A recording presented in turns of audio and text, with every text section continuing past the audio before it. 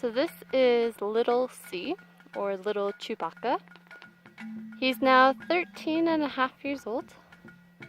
His coalition mates, Ron and Dungay, are off on the right-hand side, lying under the shade of a tree on this very hot Namibian day.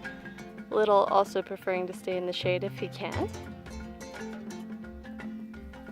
Doing very well health-wise, no issues at all from him these last 6 months or so.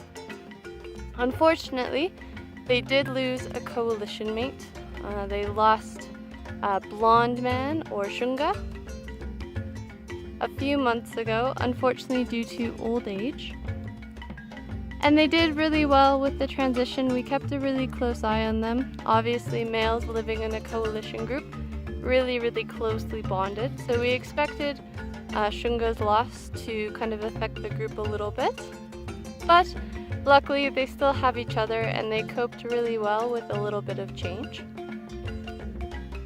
They've also moved to a slightly larger enclosure. Dungay, or Smart Man, was having some issues back in April with his health, and so we had moved these males. They were over at Eland's pen about 6 months ago, and then we moved them to a slightly smaller enclosure while we dealt with Smart Man's illness.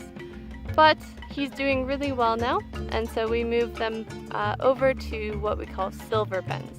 And it's quite a big enclosure for them, not quite as big as the Eland's pen that they were in previously, but it's a really nice big space for them and they have it all to themselves. They did also get some new neighbors next door, Harry and Hermione, so it was a little bit of a family reunion, and all of them had lived up together at the center previously as well, so it was a nice reunion for all of them. But doing really well. Obviously Little is done with me talking about him. Gonna walk off camera there. Oh, maybe not. There we go. Gonna choose a different patch of shade to lay down in. There we go.